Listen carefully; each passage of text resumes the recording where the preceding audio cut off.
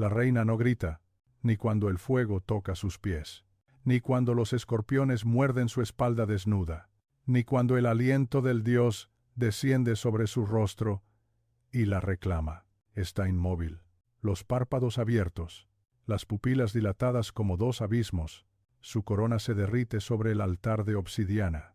4 sacerdotisas desnudas la rodean, untadas de aceite negro, canturrean un idioma anterior al tiempo. Alrededor, los muros tiemblan, y desde la cámara contigua, un niño llora. El suelo huele a sangre hervida. Una vela cae. La cera marca su piel como una lengua divina. No tiembla. No suplica. Solo respira, hondo, profundo, como si ese fuera su último acto humano. Un velo rojo cuelga del techo. Detrás, algo se mueve. No tiene forma, ni rostro, pero observa y espera. Las serpientes del ritual se arrastran por las columnas. Sus ojos brillan como carbones vivos. Una se enrosca en la pierna de la reina, otra lame el cáliz del sacrificio. El templo entero se inclina, como si el mundo olvidara por un instante su equilibrio. Las estatuas caen, los jeroglíficos se agrietan, y desde las sombras, una risa. No es humana, no es divina, es lo que existe antes de ambos. El niño grita más fuerte. Las sacerdotisas se miran entre sí y dudan, pero ya no pueden retroceder. El ritual ha comenzado, y la ofrenda está hecha. La reina cierra los ojos. Sus labios se mueven sin voz. Una plegaria. Un secreto. Una entrega. Entonces, todo se apaga. Las velas. Los cánticos. La respiración. Silencio. Oscuridad. Una sola certeza. Lo que acaba de despertar no pertenece a este mundo, y bajo el altar una grieta se abre como una herida fresca. ¿Quién fue esta reina que prefirió el tacto de un dios oscuro a la luz del sol? La llamaban hija del Nilo, pero ella odiaba el agua. Temía su reflejo. Decía que el río le devolvía un rostro que no era suyo, uno cubierto de sangre, de sombras, de culpa. Nació en un eclipse. El cielo se partió. Las aves callaron. Su madre murió al parirla, con los ojos en blanco y un alarido que nadie olvidó. Los sacerdotes marcaron su cuna con signos de protección, pero ninguna bendición se mantenía. Creció entre columnas, entre libros sellados, entre miradas que evitaban la suya. Su padre, el faraón, desapareció una noche sin dejar rastro, solo una mancha roja en su lecho. Ella tenía 6 años. No lloró. Desde entonces, la corte temblaba cuando entraba. Los animales huían, las lámparas titilaban. Las estatuas se agrietaban si pasaba demasiado cerca, pero nadie se atrevía a nombrar lo evidente, que su belleza tenía algo maldito, y que el dios del deseo ya la había elegido.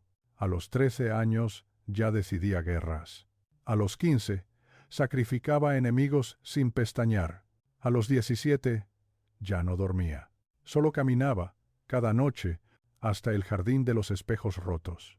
Allí hablaba sola, o con alguien que nadie más veía. Juró que jamás sería esclava de ningún dios, que si el destino la marcaba, ella lo rompería, que ninguna maldición sería más fuerte que su voluntad. Pero ¿cómo lucha una reina contra algo que respira dentro de su carne? Lo único que deseaba era ser libre, no de los enemigos, no del trono, sino de la profecía. Una inscripción en el templo de Karnak, tallada en piedra antigua, oculta bajo capas de cal, decía: la que nazca en eclipse, la que escuche al dios sin rostro, la que niegue el agua, será suya, y por su vientre, el caos regresará al mundo. Ella lo supo desde niña. Lo supo cuando vio a su aya morir al tocar su brazo. Lo supo cuando su aliento hacía temblar las lámparas. Lo supo cuando soñó con un altar cubierto de carne y jade. Intentó evitarlo. Rezó a Ra. Ayunó bajo el sol. Se tatuó signos de rechazo en los muslos. Y aún así, cada vez que se tocaba el pecho, sentía que no era suyo, que algo crecía. Un eco, una herida. El conflicto no vino de fuera. No aún. Fue interior.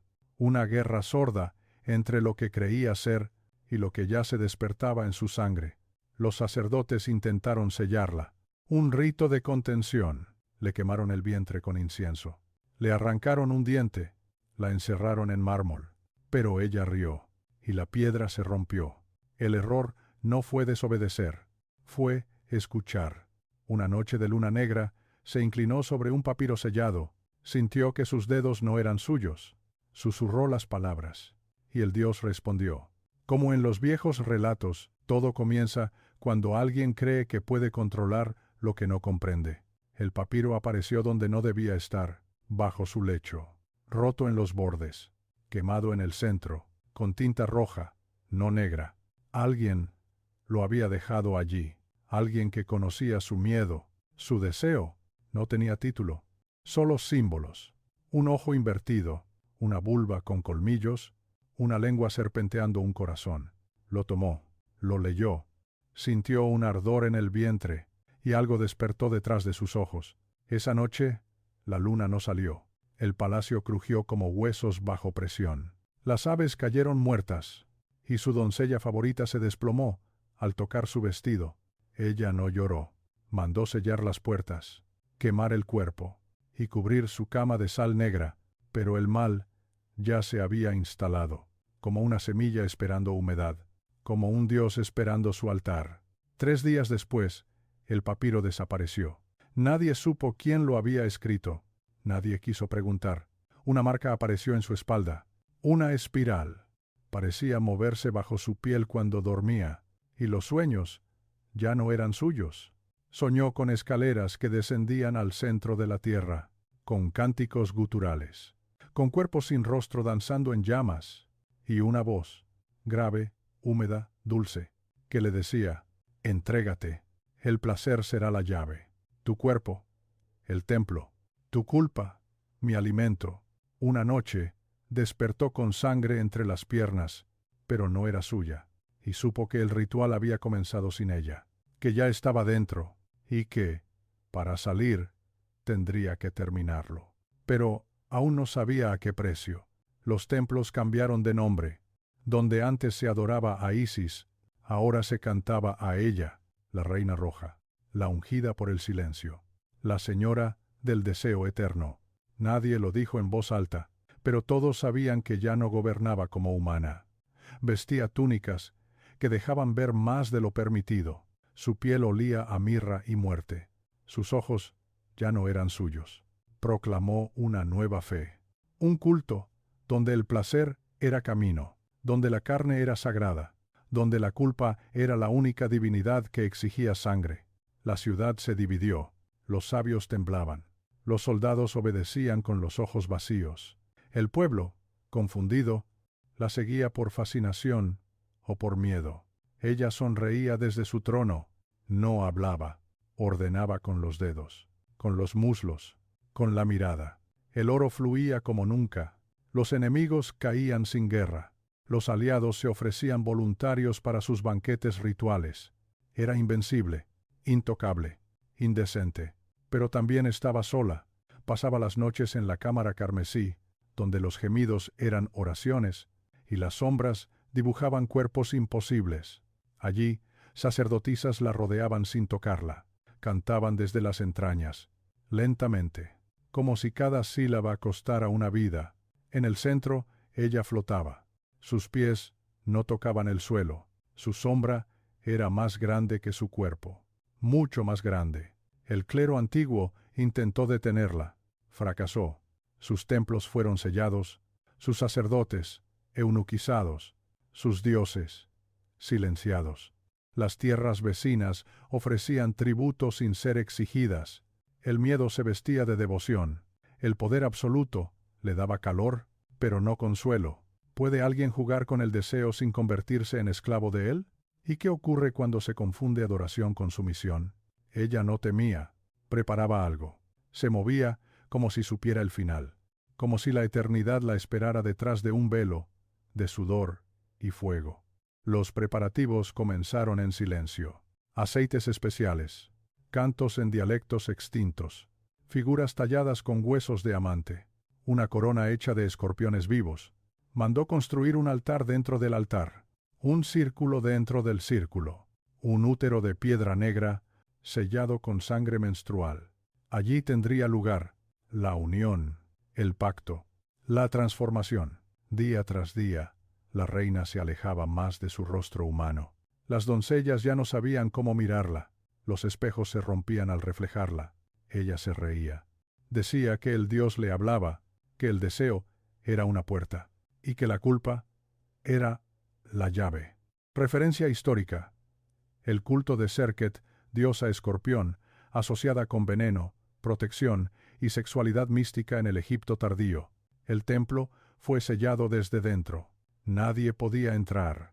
Nadie quería hacerlo. Solo ella y las 5 elegidas, vestidas de rojo, ungidas en sudor, aceite de mirra y sangre de luna.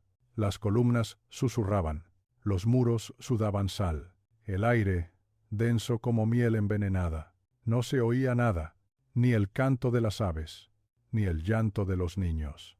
Solo el crujir del incienso y la respiración contenida. Las velas negras ardían sin llama, solo humo. Un humo espeso que llenaba los pulmones con algo más que aire, con memoria, con culpa. Ella entró desnuda, coronada por escorpiones vivos, los ojos vendados, la piel cubierta de símbolos que nadie se atrevió a traducir. Cada paso marcaba el suelo como si quemara. El altar esperaba, tallado en ónice, cálido como carne viva, rodeado por figuras torcidas de amantes fusionados, estatuas sin sexo, sin rostro, con bocas abiertas en gemido eterno. El Dios ya estaba allí, no tenía forma, solo vibración. Un aliento que acariciaba las nucas, que lamía las espaldas, que penetraba sin tocar. El ritual comenzó sin palabras. No era necesario. Las sacerdotisas danzaban en círculos. Sus cuerpos se agitaban al ritmo de una música que no se escuchaba, pero que se sentía en los huesos. Ella se tumbó sobre el altar, abrió los brazos, abrió los muslos, abrió la boca. No habló, solo esperó. El deseo flotaba, espeso, denso, salado.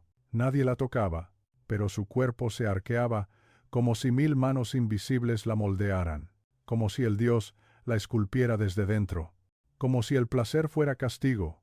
Una espiral de fuego surgió del centro del altar. El mármol se agrietó. Una de las sacerdotisas gritó y desapareció, absorbida, tragada por la grieta. Las demás siguieron danzando. Los cantos se volvieron más rápidos, más agudos, como cuchillas en los oídos.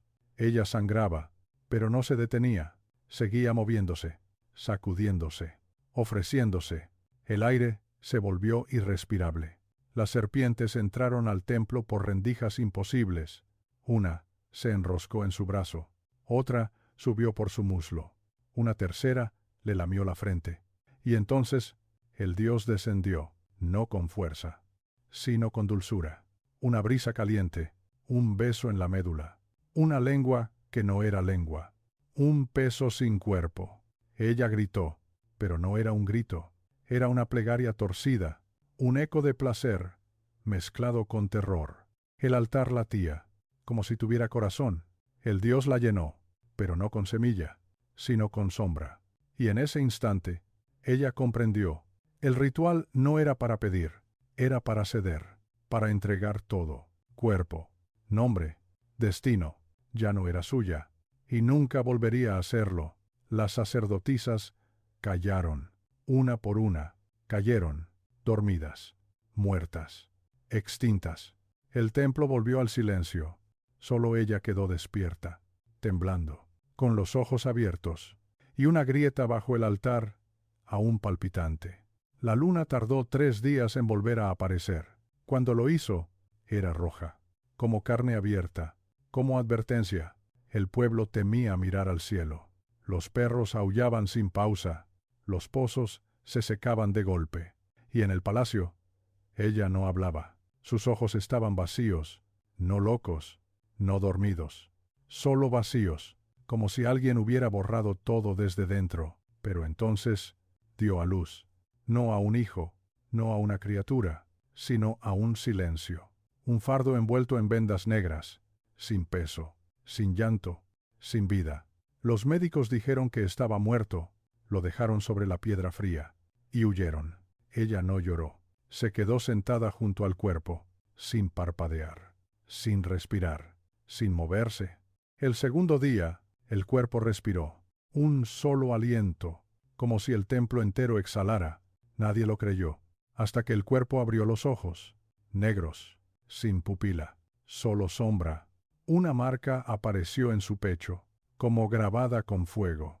Reina de la maldición silenciosa. El palacio se volvió un sepulcro. Nadie hablaba, nadie dormía, nadie salía. El consejero más antiguo entró a la cámara. Lo hizo rezando, lo hizo temblando, y no volvió a salir. Lo encontraron al amanecer, suspendido del techo, con los ojos arrancados, y la palabra culpa escrita en su lengua. Una paloma cayó fulminada al cruzar el umbral del templo. Los ídolos se agrietaron por dentro, y la fuente sagrada se volvió negra. ¿Y si el ritual no era para invocar, sino para sellar algo que ya estaba dentro? ¿Y si el Dios nunca vino, porque jamás se había ido? Ella miraba al niño, pero ya no lo llamaba hijo, no lo tocaba, solo lo alimentaba con su mirada. Dormía de pie, soñaba con pasillos infinitos, con hombres sin boca, con gritos que viajaban por las venas. Referencia histórica. Maldiciones funerarias del Imperio Nuevo, como las de la tumba de Nebsumenu, donde se invocaban castigos eternos para quien perturbara lo sagrado. Y, en lo más profundo del templo, la grieta seguía abierta. El Nilo dejó de fluir, se estancó, se pudrió. Los peces flotaban con las bocas abiertas, los niños vomitaban arena, las mujeres dejaron de parir. Los graneros ardieron sin fuego, los campos se tornaron ceniza. Los muertos rechazaban el entierro, sus cuerpos volvían al día siguiente, intactos, con los ojos abiertos, mirando hacia el palacio. La ciudad cayó en sus rodillas, pero no ante dioses, sino ante el miedo. Ella no salió más de su torre, observaba desde lo alto, callada, inmóvil, como una diosa esculpida en sal. El niño ya no parecía humano, no crecía, no hablaba, solo miraba. Y donde miraba, nacía la muerte. El pueblo murmuraba, pero nadie se atrevía a rebelarse. Cada intento de sublevación terminaba en silencio. Un silencio denso, terrible, total. Los sacerdotes antiguos cavaron un túnel. Querían llegar al templo por debajo, rodearlo, destruirlo. Solo uno volvió, sin lengua, sin ojos, sin sombra. ¿Cuánto dolor puede cargar un cuerpo antes de quebrarse? ¿Qué precio exige un placer arrancado del corazón de un dios? Los mendigos comenzaron a escribir con sangre. Los pájaros formaban espirales antes de caer. Las puertas se cerraban solas. Las lámparas encendidas parpadeaban al compás de un corazón que no latía. Y en lo alto, ella seguía observando, sin moverse, sin hablar, esperando. No la vieron llorar, pero su silueta se adelgazaba. Sus uñas se volvían negras, su piel transparente. La ciudad era ya un recuerdo, una ruina viva, un lugar sin tiempo. Solo quedaba la grieta, el niño, y el eco de una reina que no supo cuándo detenerse. Ya no era reina, ni madre, ni mujer, ni sombra. Era otra cosa, algo que respiraba, pero no vivía. Algo que recordaba su nombre, pero no podía pronunciarlo. Uno a uno, sus antiguos amantes murieron, no en batalla, no por veneno. Murieron dormidos, soñando con ella, soñando con un lecho cubierto de gusanos, soñando con una voz que susurraba desde dentro de su cráneo. Sus consejeros la evitaban, la corte ya no existía, solo quedaban los ecos, los pasillos vacíos, las paredes cubiertas de ojos pintados, que lloraban sangre seca. Ella caminaba descalza, no dejaba huellas. Las plantas morían a su paso. Las lámparas estallaban cuando pasaba cerca. El tiempo mismo parecía detenerse a su alrededor. Ya no hablaba, solo escuchaba. Escuchaba voces que venían del altar, voces que llevaban su rostro, que repetían su culpa. El niño ya no era niño, no envejecía, no dormía, no necesitaba comer. solo flotaba, suspendido en el aire, como si su existencia no dependiera de la vida. ¿Dónde se oculta una mujer que ha sido tocada por un Dios sin forma? ¿Cómo se redime una que ofreció su útero al abismo? Los papiros fueron destruidos. Su rostro, raspado de los muros, su nombre, maldito. Pronunciarlo traía fiebre. Escribirlo provocaba abortos. Ella se escondía en su torre. A veces reía, otras sangraba por la boca sin razón. Decía que el Dios aún hablaba, que aún deseaba, que aún recordaba el sabor de su alma, pero nadie la oía. Solo los cuervos, solo el eco. El Nilo cambió su cauce, evadía el templo, como si el río mismo temiera tocarla, y el pueblo olvidó, dejó de llamarla, dejó de nombrarla. Solo quedaba una leyenda, la mujer que quiso tocar el deseo, y fue devorada por él. Las puertas del templo se sellaron solas, las columnas se hundieron en la tierra, el altar se cubrió de cristales negros, y la grieta dejó de sangrar, pero no cerró. Ella desapareció una noche sin luna, la torre colapsó sin ruido, ni polvo, ni ruinas, solo vacío, solo el olor a mirra seca, y un último suspiro, atrapado en piedra. Silencio, culpa, culpa, culpa. El motivo regresaba como un martillo. Ya nadie la recuerda, ni los dioses, ni los hombres, ni los insectos, pero la grieta sigue ahí. Respira, late, espera, porque el deseo nunca muere, solo cambia de forma. El cuerpo yace inmóvil, desnudo, cubierto de vendas negras. No respira, pero algo dentro, sí. Las sacerdotisas rodean el altar, canturrean en un idioma que no comprenden, los ojos cerrados, las bocas temblorosas. Una de ellas sangra por la nariz, otra cae de rodillas, otra muere. La reina no grita, no se mueve, no sueña. Una vela cae, el fuego toca la piedra, el mármol se agrieta, el templo entero tiembla.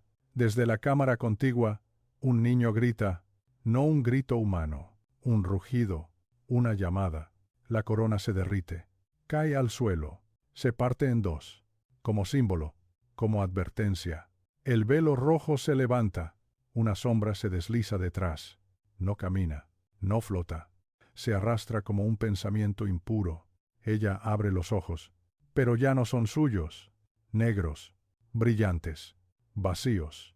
La grieta bajo el altar se abre, no como tierra, sino como carne, como un segundo parto, como un abismo con hambre. El Dios entra, no se ve, no se escucha, solo se siente.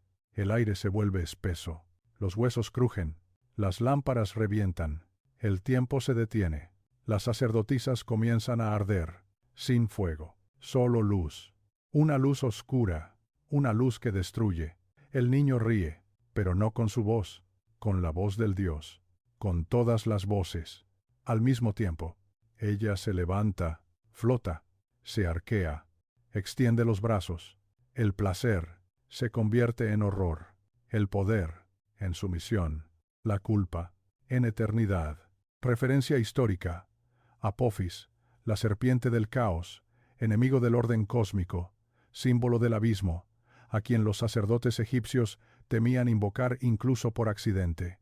Todo se funde, mármol, carne, aire, tiempo, y entonces todo se apaga. Silencio, oscuridad, culpa. La grieta se cierra, pero no del todo. La ciudad selló su nombre. Nadie volvió a escribirlo. Nadie lo pronunció, ni en secreto, ni en plegaria. Los templos que ella había consagrado fueron destruidos piedra por piedra. Los restos enterrados en pozos sin fondo. Los cánticos prohibidos. Las sacerdotisas ejecutadas. Pero el miedo persistía. Las mujeres embarazadas no cruzaban cerca del palacio. Los ancianos evitaban mirar hacia el sur. Los niños nacían sin sombra. Algunos decían que la reina aún caminaba en las ruinas, vestida de negro, con la piel traslúcida, cargando al niño muerto envuelto en vendas. Otros afirmaban que su cuerpo fue absorbido por el altar, que su alma quedó atrapada en la grieta, que su voz susurraba desde las paredes rotas, que su gemido aún se escucha los días sin viento. Pero nadie lo confirmaba. Nadie quería saber, nadie quería recordar. El Dios al que se entregó no pidió fidelidad, ni fe, ni sacrificio. Pidió deseo, pidió culpa, y ella le dio ambos. Con cada fibra, con cada lágrima, con cada suspiro. No hubo castigo, no hubo redención. Solo una mujer que creyó ser más fuerte que su destino, y fue devorada por él. Su corona, olvidada. Su linaje, extinto. Su historia, enterrada. Solo la culpa permaneció, silenciosa, viva, perpetua, como el eco de un placer que jamás debió tocarse. Dicen que bajo las ruinas del templo, cuando el viento sopla desde el este, algo canta. No es voz de mujer, ni de Dios. Es una melodía sin idioma, hecha de gemidos, de respiraciones entrecortadas, de silencios demasiado largos. Los pastores no se acercan, los viajeros cambian de camino, los mapas omiten el lugar, pero a veces, muy de noche, alguien sueña con ella. Una mujer de ojos negros, con una corona de escorpiones, y un niño sin rostro en brazos. Quien sueña, no despierta igual. Algo dentro cambia, el deseo se pudre, la culpa brota como fiebre, la mirada ya no vuelve a ser la misma. En un muro olvidado, cubierto por siglos de arena, aparece una inscripción cada cierto tiempo, solo 3 palabras, escritas en sangre seca. La reina sigue, y nadie se atreve a borrarlas.